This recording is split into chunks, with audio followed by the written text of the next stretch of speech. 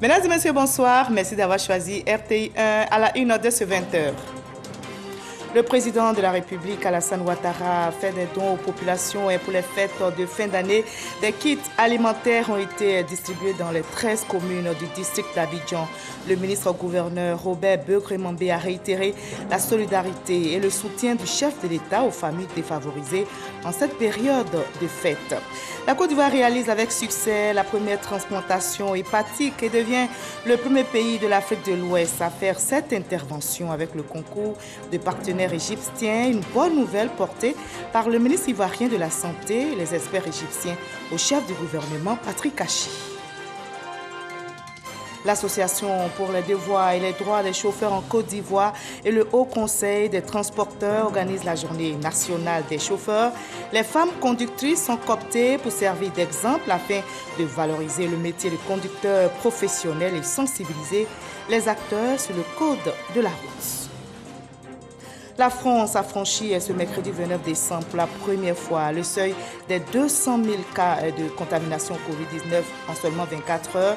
Pour le ministre de la Santé, Olivier Véran, les Français font face à deux ennemis, le variant Delta et le variant Omicron. Il faut donc rester vigilant. Soyez les bienvenus sur RTI 1.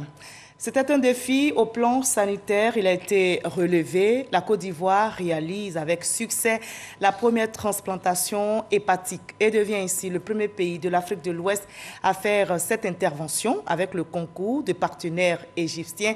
Une très bonne nouvelle portée par le ministre ivoirien de la Santé et les experts égyptiens au chef du gouvernement, Patrick Kachi. Son vœu, étendre cette intervention chirurgicale à d'autres pathologies et positionner la Côte d'Ivoire, notre pays, comme un hub sanitaire de la sous-région.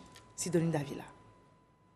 La Côte d'Ivoire vient de réussir sa première transplantation hépatique ou greffe du foie. Le professeur Eli Kelly est l'un des acteurs clés de ce succès. Je suis sur ce projet depuis plus de 30 ans et aujourd'hui c'est l'aboutissement donc de beaucoup d'efforts.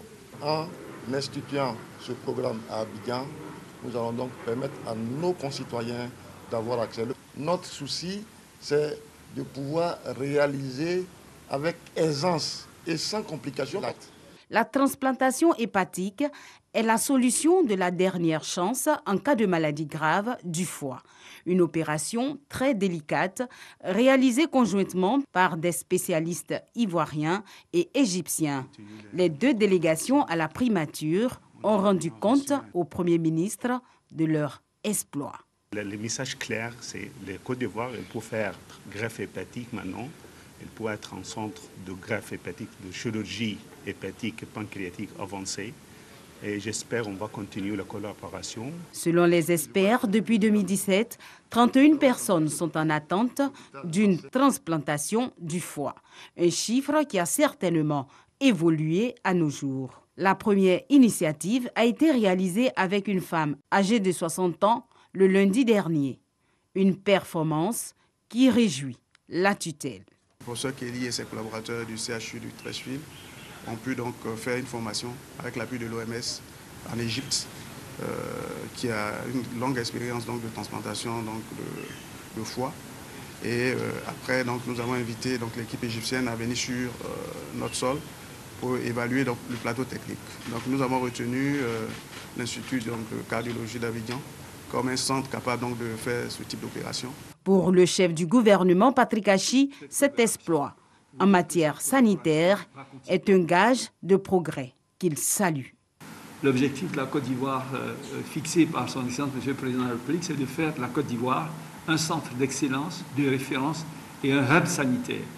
Et ça commence bien sûr par la qualité du plateau technique. Et je pense que le succès que vous venez de réaliser là est un pas de plus vers cet objectif-là.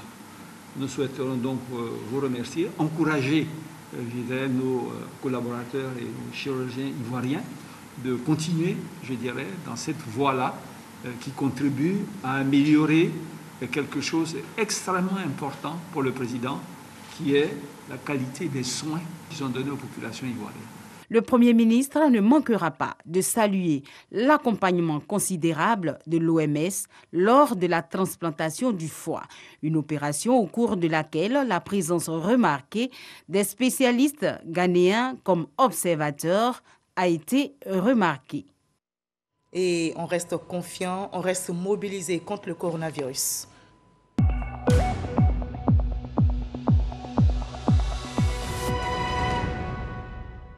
Ce mercredi 29 décembre, on dénombre en Côte d'Ivoire 1502 nouveaux cas de Covid-19 sur 5348 échantillons prélevés, soit 28,1% de cas positifs, 47 nouvelles guérisons et un décès enregistré malheureusement ce jour.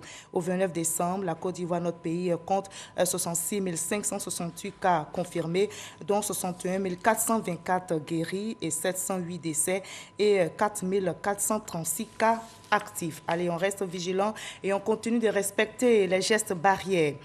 La pandémie de Covid-19 sévit. La France a franchi ce mercredi 29 décembre pour la première fois le seuil des 200 000 cas de contamination au Covid-19 en seulement 24 heures.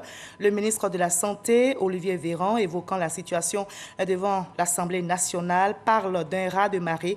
Plus de 208 000 nouveaux cas ont été enregistrés. Pour Olivier Véran, les Français font face à deux ennemis, le variant Delta et le variant Omicron. Le projet de loi prévoyant de transformer le pass sanitaire en pass vaccinal a été examiné aujourd'hui, mercredi, 15 jours donc avant son entrée en vigueur espérée. Et le coronavirus ne prendra pas du tout le dessus sur notre détermination et notre joie de vivre. On se prépare d'ailleurs à accueillir la nouvelle année 2022 avec sourire. Le président de la République, Alassane Ouattara, a fait justement des dons aux populations pour leur permettre de fêter. Des kits alimentaires, vous allez le voir, ont été distribués dans les 13 communes du district d'Abidjan. Le ministre-gouverneur Robert Beuré-Mambé a réitéré la solidarité du chef de l'État aux familles défavorisées. Issa Chumayeo. C'est devenu une tradition. À chaque fin d'année, le district autonome d'Abidjan fait don de kits alimentaires aux populations au nom du président de la République, Alassane Ouattara. Cette année, le ministre-gouverneur Robert Beuré-Mambé n'a pas décroché à cette tradition. Un geste qui traduit la solidarité du chef de l'État envers les couches sociales défavorisées. Le chef de l'État, par la série de dons qui va s'engager maintenant, veut exprimer sa solidarité à l'égard de ses frères et de sœurs ivoiriens. Et nous demandons à nos chefs de village, nos chefs de communauté, les guides religieux que nous appelons les ministres de la parole révélée, et nous demandons aux agents du district ainsi qu'à tous ceux qui vont en bénéficier de rendre gloire au Seigneur, parce qu'il n'y a pas de petits dons. Les bénéficiaires de ces kits alimentaires expriment leur satisfaction. Nous sommes réjouis de savoir que le président de la République a trouvé la personne indiquée pour apporter le soulagement, le réconfort et l'assurance dans les cœurs et dans les esprits des populations du district autonome d'Abidjan. La distribution de ces kits va se poursuivre dans les 13 communes du district d'Abidjan aux populations défavorisées. Voilà, la fête de Nouvel An, c'est dans quelques jours seulement. À l'approche de cet événement, la solidarité, comme vous le voyez, envers les démunis est de mise. À Ouangolo-Dougou, le député de la localité, avec le soutien d'une ONG, offre 700 kits alimentaires. De quoi permettre à 700 familles de célébrer la nouvelle année dans la gaieté. Kader Sogodogo. 10 kg de riz, 10 paquets de pâtes alimentaires et 5 litres d'huile végétale de cuisine. C'est la composition d'un kit alimentaire pour le Nouvel An. À Ouangolo-Dougou, 700 familles démunies reçoivent chacune un kit. Cette action de générosité et de solidarité est à mettre à l'actif du député de la localité qui, avec le soutien d'une ONG turque, permet à toutes ces familles d'espérer démarrer la nouvelle année dans la joie. Cette année et les deux dernières ont été très éprouvantes pour nos populations pour cause le Covid-19, le peuple turc a décidé d'apporter le soutien à nos populations. Je voudrais saluer l'humanisme de l'ONG Aide. Merci pour tout.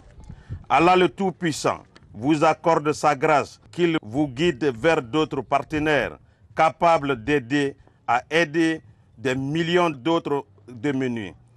Parce que vous avez montré aux yeux du monde qu'on peut apporter le sourire avec le peu dont nous disposons. Nous sommes à la fin de l'année.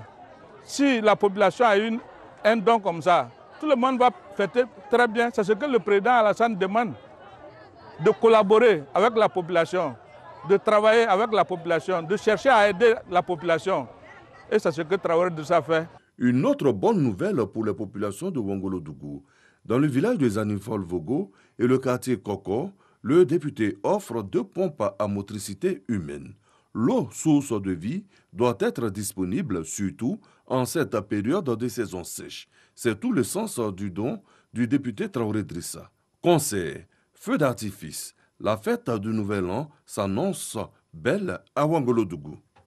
Et c'est dans quelques jours seulement. En cette période de fête, les produits vivriers, vous le savez, sont beaucoup sollicités sur les marchés. À Diabo, région de Gbeke, des coopératives de femmes sont à pied d'œuvre pour multiplier la transformation des produits vivriers en produits semi-finis afin de ravitailler tous les marchés, nous rapporte Soro Corona. Usine des femmes de Côte d'Ivoire de Diabo. Usine pour la transformation des produits vivriers en produits semi-finis. Le riz, le manioc, le gombo et autres produits maraîchers sont transformés et mis en boîte. Il n'y a que la transformation qui peut donner une valeur ajoutée à leur production afin d'augmenter leurs revenus.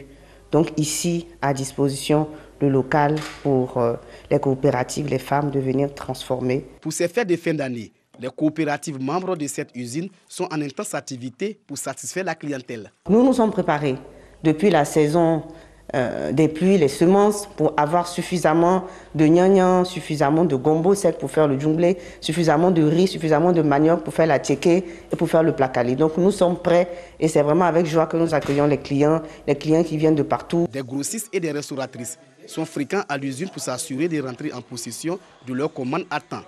Des commandes pour ravitailler les autres marchés du pays et même l'extérieur. Il y a la fête qui est là, il y a beaucoup la clientèle. Et aujourd'hui même, je suis en manque de riz.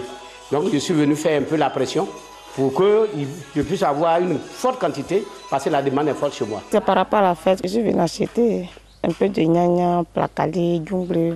Dans ce temps, il y a assez de clients. Bon, ici, comme c'est le vrai. Cette forte pression des clients oblige l'usine à fonctionner de jour comme de nuit. Avant, on faisait 2 tonnes par jour, mais maintenant, à cause de la fête, en tout cas, il y a beaucoup de clients, beaucoup de commandes. Donc ça fait qu'on peut faire 3 tonnes, 4 tonnes. À cause de la fête, on travaille le jour comme la nuit. Actuellement, on a un peu de commandes qu'on doit livrer au plus tard avant les fêtes. À cause des fêtes, on travaille vraiment beaucoup. Les responsables de l'usine donnent l'assurance quant à la disponibilité des productions en grande quantité. Ici, il y a tout et nous avons la qualité. Et ce sont nos mamans, il faut les soutenir. Donc, consommer local, c'est meilleur. Les périodes des fêtes restent des moments où les demandes en produits vivriers sont grandes. L'usine des femmes de Diabo veut se positionner comme l'un des greniers de la région du Gbeke. La consommer locale, c'est bien meilleur, mais ces produits vivriers doivent être transportés dans de bonnes conditions. Attention donc aux accidents.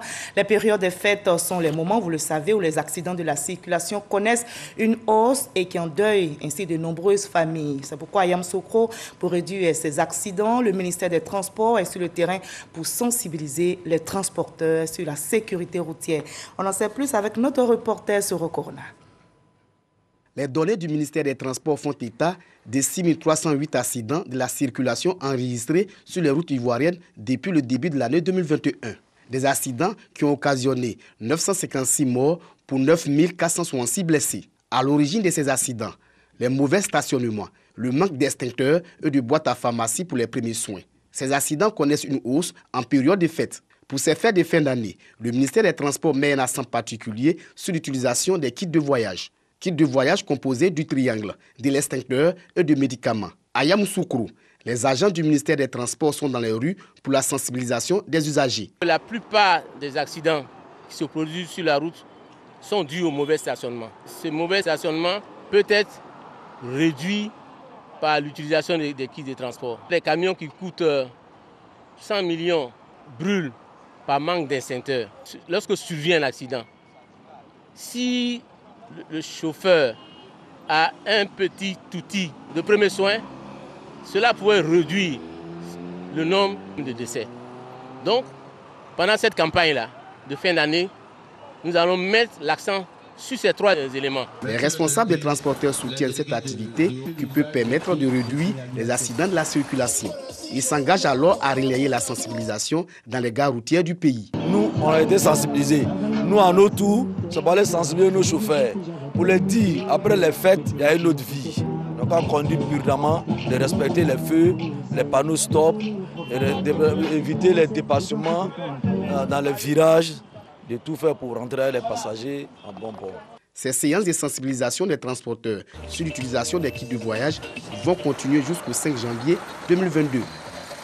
Voilà, la sensibilisation et sur la sécurité routière s'accentue. L'Association pour les devoirs et les droits des chauffeurs en Côte d'Ivoire et le Haut Conseil des transporteurs organisent la journée nationale des chauffeurs et les femmes conductrices sont cooptées pour servir d'exemple afin de valoriser ce métier de conducteur professionnel et sensibiliser les acteurs sur le code de la route. On en sait plus avec Marie-Ange Kouakou et Cheikh Kone. Allons suivre ensemble. À Djamé Liberté, c'est dans cette commune que Blandine Sadia exerce le métier de conductrice. Elle a longtemps été apprentie Gbaka sur la ligne Djamé-Bingerville. Aujourd'hui, Blandine est chef de sa propre société de transport en commun. Étant apprentie, j'avais un petit magasin de réparation de téléphones portables dont je me débrouillais. J'ai économisé l'argent un peu pour pouvoir créer ma propre société. Je suis allée créer ma société au CPC et puis j'ai déposé mon dossier au FDTR et puis par la grâce de Dieu, lors du renouvellement du parc auto organisé par le chef de l'État, son Excellence M. Alassane Dramane Ouattara, j'ai reçu un mini-car de 26 places. Le secteur du transport est réputé être dédié aux hommes, mais Blandine Sadia a su s'insérer dans ce domaine. Pour elle, conduire des pères et mères de famille à leurs différents services demande une grande concentration. Nous sommes au milieu des jeunes qui nous rivalisent beaucoup. Nous sommes des femmes conductrices. Étant au volant, nous sommes beaucoup prudentes et on a la tête posée. On n'utilise pas de l'alcool. Parce qu'en voulant utiliser de l'alcool, c'est comme si tu es en train de te faire du mal. Puisque tu portes au moins la vie de plusieurs personnes. Et toi-même, ta vie même est là. Donc tout ce que j'aimerais conseiller à mes jeunes frères, conducteurs comme conductrices, d'être prudentes et de ne pas consommer de l'alcool. Parce que l'alcool nous mène aujourd'hui dans des accidents graves. La qualité de son service est appréciée de tous. Elle-même, elle vient sur le terrain, travailler avec nous et elle s'occupe bien de nous. Elle assume tout.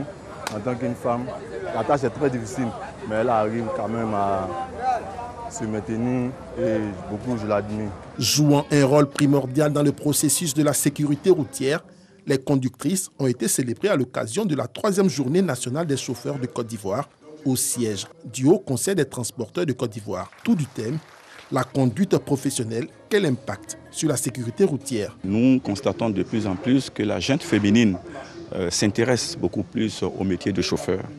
Et dans le cadre donc, de la professionnalisation de nos secteurs d'activité, nous avons donc, en collaboration avec les organisations professionnelles des conducteurs, essayé de mettre un accent sur la féminisation donc, de ce secteur-là. Elles ont démontré comment elles font pour avoir 0 accident sur la route. Et cela va être partagé par l'ensemble des professionnels. Il s'agit à partir d'aujourd'hui de mener avec ces dames chauffeurs une grande campagne de sensibilisation pour qu'elles partagent leur expérience, pour que la question du genre partout, mais surtout dans le transport routier, soit respectée.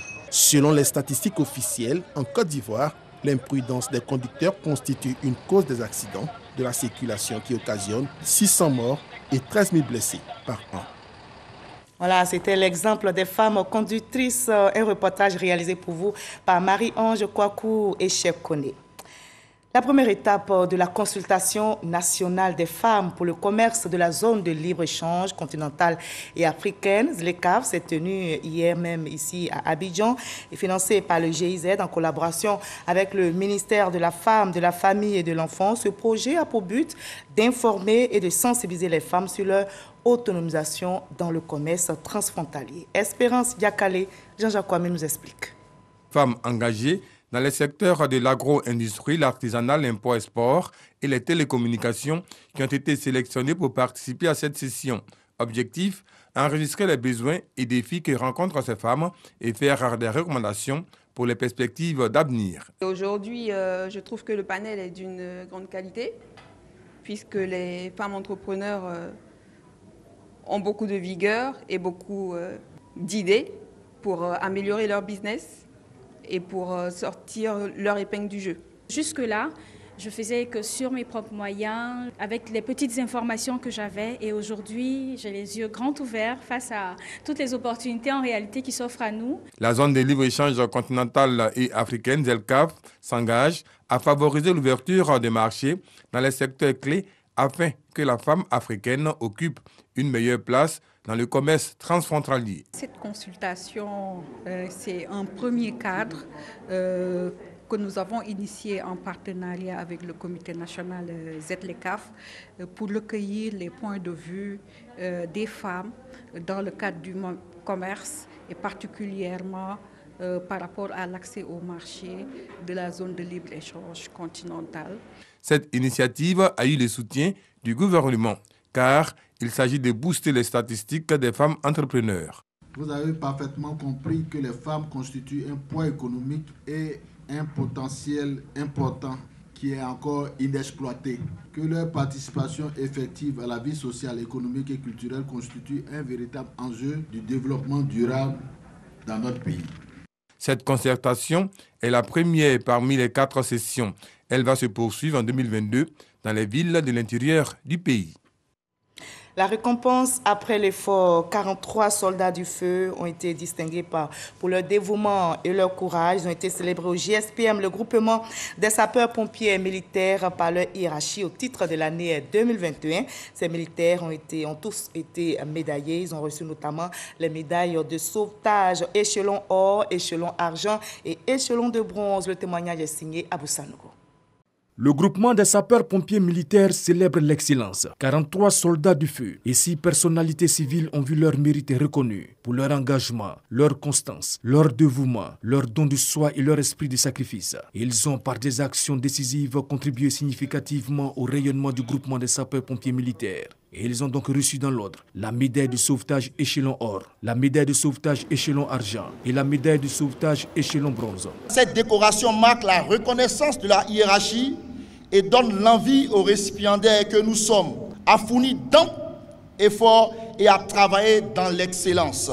Aussi, cette distinction constitue-t-elle un facteur de détermination renouvelée, de volonté affichée pour un rendement meilleur qui vaut de porter haut l'étendard du soldat du feu. Cette distinction est la reconnaissance du travail abattu et la valeur d'exemple. À tous les décorés de ce jour, je voudrais exprimer tous mes encouragements, leur demander de rester concentrés sur la mission, de persévérer dans l'effort et surtout de maintenir le cap. Tous ceux qui sont au GSPM ont choisi de l'être. À ce niveau, ils doivent pouvoir maintenir la pression qui nous est demandée par les populations que nous servons. Autre temps fort de la cérémonie, le dépôt du gerbet de fleurs au monument aux morts à la mémoire des soldats tombés au feu. Elles se font aussi remarquer par leur dévouement au travail. La 3e région militaire de Boaké a justement initié une cérémonie de distinction de ses personnels militaires au nombre de 245. Président de cette cérémonie, le chef d'état-major général adjoint des armées, le général de division Kwame Ndri, a exhorté tous les récipiendaires à continuer à travailler avec amour et abnégation et servi d'exemple. Charles Tatou. Pour la décoration de ces personnels au titre de l'année 2021, la 3e région militaire de Boaké a enregistré 245 officiers et sous-officiers militaires éligibles pour 3 types de distinctions. Il s'agit de la médaille d'officier de mérite ivoirien, attribuée à 11 officiers et sous-officiers, de la médaille de chevalier de mérite ivoirien, décernée à 60 officiers et sous-officiers, et de la médaille des forces armées, attribuée à 174 officiers et sous-officiers. Les récipiendaires ne cachent pas leur joie. Ils la manifestent par la voix de leur porte-parole.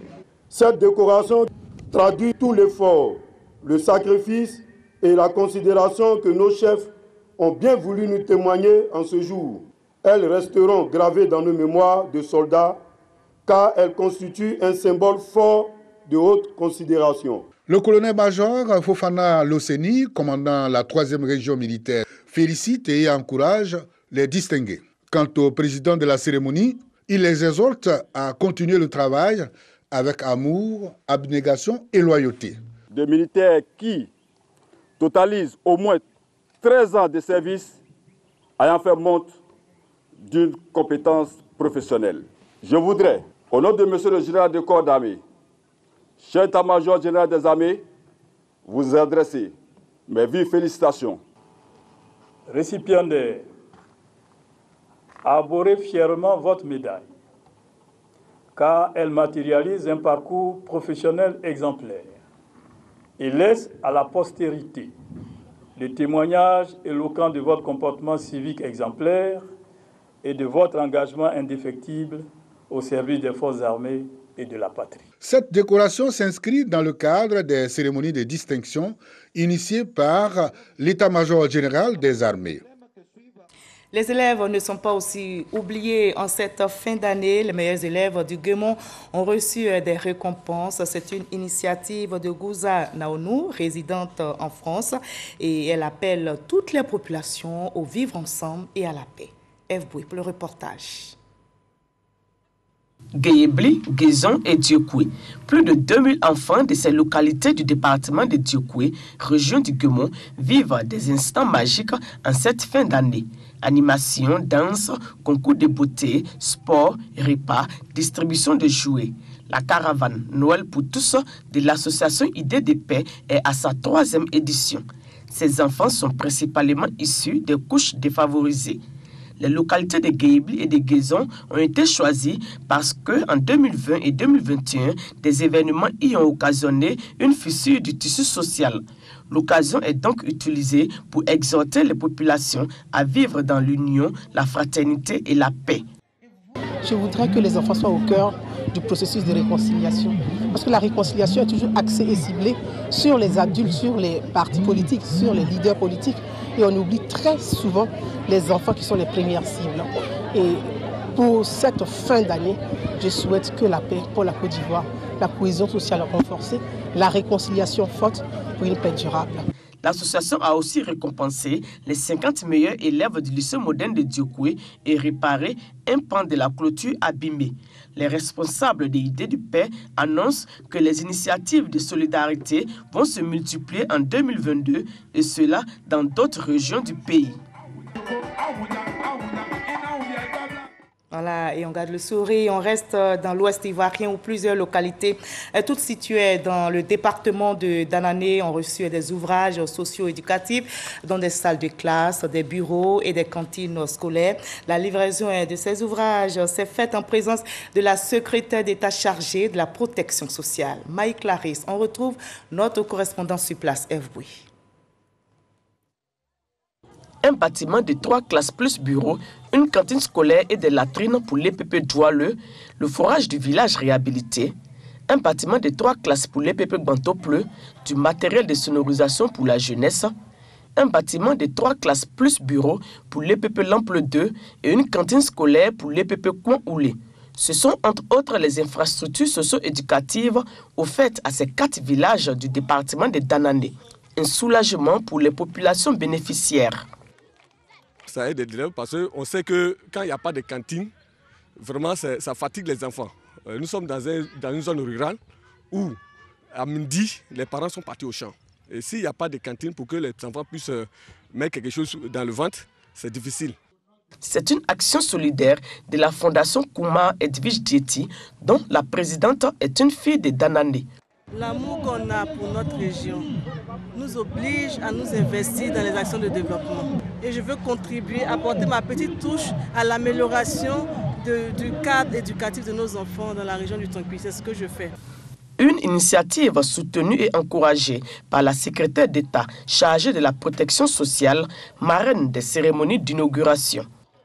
Ce n'est pas donné à tout le monde, quand je dis tout le monde, à tous ceux qui ont des moyens de se mettre au service des autres, de servir les autres. Je suis venu l'accompagner pour que la population sache que ce qu'elle est en train de faire, le gouvernement en prend bonne note et l'encourage et demande aux autres de faire comme elle. En marge de ces cérémonies de livraison, la Fondation a aussi récompensé les meilleurs élèves des départements de Danane et Zonhouni. En plus de cela, elle a aussi apporté une assistance financière à 5 groupements de femmes à hauteur de 1 million de francs CFA par association dans le cadre de l'autonomisation de la femme. Voilà, fin de ce 20h réalisé par RBK, supervisé par le rédacteur en chef Adama Kone. Merci à toute la régie là-haut, à Aurélia Drukola, surtout à vous de nous avoir suivis. Je vous retrouve avec le même plaisir demain 20h.